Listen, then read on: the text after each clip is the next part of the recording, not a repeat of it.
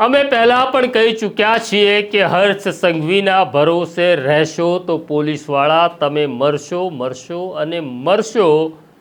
હર્ષ સંઘવી જ્યારે ગૃહમંત્રી નહોતા ત્યારે પણ પોલીસ સ્ટેશનની અંદર દાદા લુખા અને ગુંડાઓની સર્વિસ કરતી હતી, પણ તેના બિફોર અને આફ્ટરના વિડીયો બનતા નહોતા। પણ આ હર્ષ સંઘવીના રવાડે ચઢેલી પોલીસને સમજાવીને થાક્યા કે આ ધંધો જાહેરમાં કરવાનો નથી, પણ પોલીસ માની નહીં। અને હવે આખરે એવું થયું છે કે માતરના પોલીસ કર્મચારીઓ સામે આરોપીઓને ફટકારવાને લઈને હવે ગુનો નોંધવામાં આવ્યો છે। આ પોલીસવાળાઓને મારે પૂછવું છે, કોર્ટે તમારી સામે ગુનો નોંધ્યો, જોઈએ હવે તમને હર્ષ સંઘવી મદદ કેવી રીતના કરે છે। વૈષ્ણવજન તો તેને કહીએ જે પીડ પરાઈ જાનાને રે। નમસ્કાર, નવજીવન ન્યૂઝમાં તમારું સ્વાગત છે અને હું છું તમારો પ્રશાંત દયાળ। પોલીસનું કામ કરતી હોય છે। પોલીસ વર્ષોથી પોલીસને ખબર છે કે એમણે શું કરવાનું છે, શું જાહેરમાં કરવાનું છે, શું ખાનગીમાં કરવાનું છે, અને ગુનેગાર ઉપર પોલીસનો ખોફ, પોલીસનો તાપ યથાવત હોય છે। બંધ બારણે જે થાય એને બાકડો કહેવાય, બંધ બારણે જે થાય એને સર્વિસ કહેવાય। પોલીસ આ કરતી જ હતી, પોલીસ આ કરશે જ, પરંતુ ગૃહ રાજ્યમંત્રી તરીકે હર્ષ સંઘવી આવ્યા અને હવે ડેપ્યુટી સીએમ થઈ ગયા, પણ તેમને પેલો રીલનો ચસ્કો લાગ્યો છે, એટલે કાયદાનું કામ કરશે અને કાયદામાં રહેશો તો ફાયદામાં રહેશો આવી રીલ બનાવી। પછી સુરેશ અને સલીમની રીલ બનાવી, એટલે પોલીસને લાગ્યું કે આપણે જે બંધ બારણે કરીએ છીએ એ જાહેરમાં કરીએ, એટલે આફ્ટર અને બિફોરના વિડીયો બનવા લાગ્યા અને 10 લોકો એક માણસને મારતા હોય એ પોલીસ અધિકારીઓ સિંઘમ કહેવાવા લાગ્યા।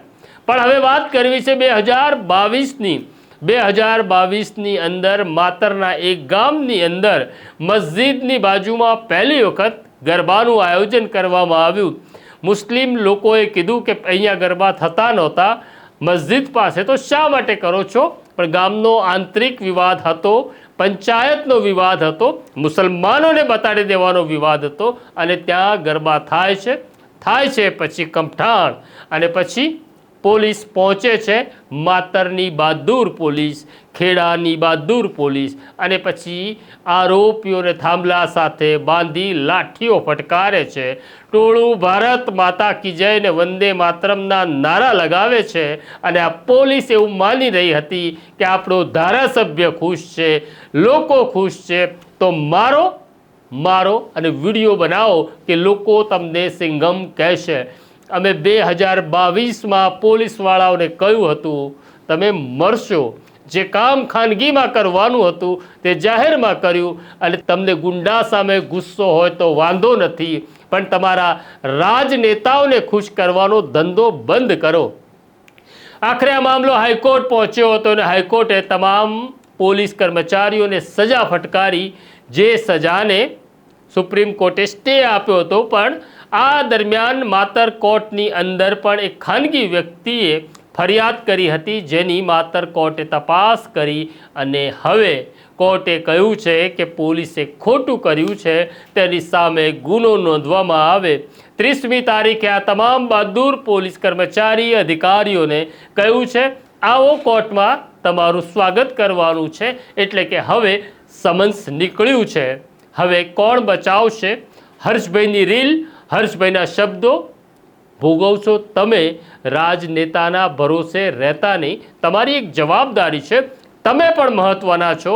ગુંડો ડરવો જોઈએ, કાયદાથી ડરવો જોઈએ, અને બધું જ જાહેર કરવાની પણ જરૂર હોતી નથી। આ સ્ટોરી તમને કેવી લાગી કોમેન્ટ બોક્સમાં જરૂરથી લખજો, અમારી સાથે વાત કરતા રહેજો। અત્યારે મને મારા સાથી જયંતને રજા આપો એ પહેલાં બેલ આઇકોન દબાવી દો। નમસ્કાર।